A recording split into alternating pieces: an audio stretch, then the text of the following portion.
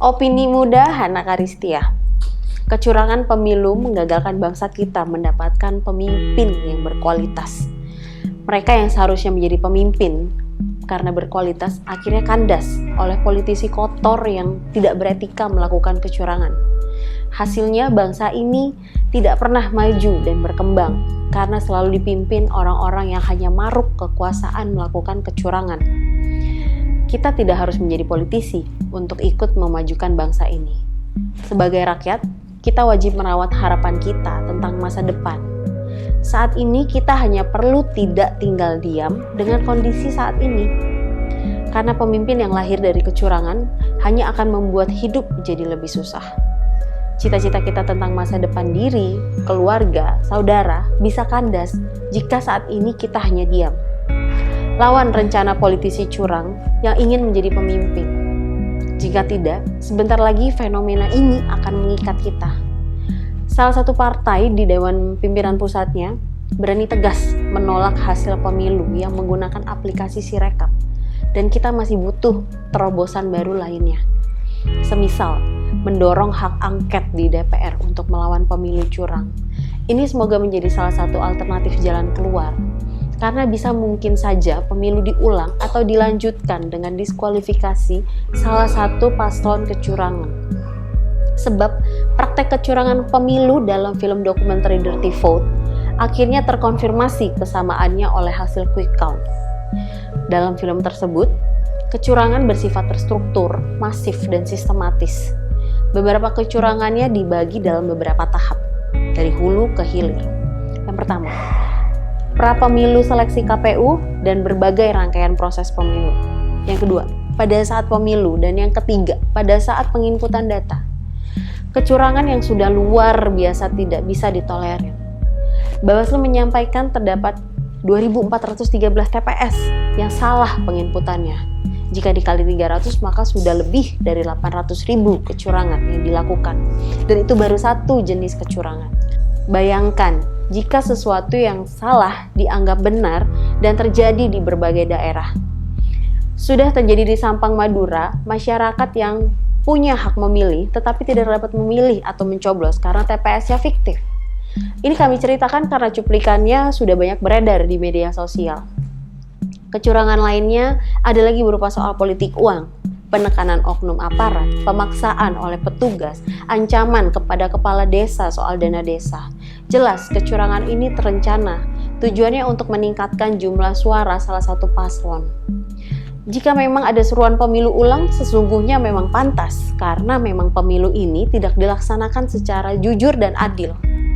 Modus kecurangan lainnya ada penggelembungan suara. Contohnya suara yang didapat paslon tertentu di TPS hanya berjumlah 86. Tetapi yang terinput 886 atau di suara C165 yang terinput 665 dan lain sebagainya. Ini adalah bentuk ketidaksiapan atau pembiaran KPU menyiapkan aplikasi yang bernama Sirekap. Ada prinsip penyelenggaraan pemilu yang dilanggar hingga akhirnya penundaan penghitungan suara. Dan ditambah membuat kita menjadi lebih bertanya-tanya. KPU seolah membuat algoritma yang membiarkan kecurangan terjadi, sehingga tiba-tiba di hari penghitungan input data meledaklah suara anak presiden. Sehingga menimbulkan opini publik kalau sudah ada paslon yang menang, karena melihat hasil perhitungan Sirekap buatan KPU. Jadi ada psikologis politik rakyat yang coba dipermainkan. Pendukung paslon yang kalah dibuat mental down agar mereka pesimis dan mengabaikan penghitungan suara sesungguhnya. Lalu siapa yang diuntungkan oleh KPU? Paslon yang sudah dinyatakan menang versi quick count? Coba bayangkan kalau dia menang karena perolehan suaranya dibuat berkali-kali lipat dengan metode yang tidak masuk akal. Lalu di kemudian hari setelah diperbaiki, dinyatakan tidak cukup. Dia bisa heboh dengan sendirinya, apalagi paslon tersebut sudah mendeklarasikan kemenangan. Sampai hari ini, publik masih berusaha melaporkan kecurangan. Banyak kelompok masyarakat sipil yang membuat program pendataan C1. Bisa jadi aplikasinya jauh lebih baik dari aplikasi yang dibuat KPU dengan dana negara miliaran rupiah. Jangan-jangan aplikasi KPU dibuat untuk mensengaja agar pasangan dimenangkan secara opini. Jadi ada permainan di aplikasi sistem IT, dan itu sebabnya KPU tidak pernah berani membuka sistem IT-nya. Artinya untuk melakukan upaya check and recheck, semacam IT forensik untuk auditing. Belum lagi kita lihat suara Anies Baswedan yang sudah melonjak, tiba-tiba drop, jadi berkurang drastis. Itu ada potret sistem KPU yang tidak siap sehingga merugikan salah satu paslon. Menariknya begini, publik yang melaporkan berbagai peristiwa kecurangan seperti yang dicontohkan di media sosial. KPU bisa melakukan perbaikan berdasarkan kritik atau laporan masyarakat yang viral di media sosial. Padahal seharusnya perbaikan sistem KPU tidak berbasis kritik publik yang viral di media sosial. KPU seolah-olah baru ada perbaikan kalau publik memviralkan masalah. Bagaimana dengan temuan kecurangan publik yang tidak viral? Apakah nasibnya tidak akan diperbaiki? Jadi masih banyak PR KPU yang sudah terpublikasi atau bahkan yang sedang disembunyikan. KPU tidak bisa kalau hanya sekadar minta maaf. Dalam konteks ini tidak cukup.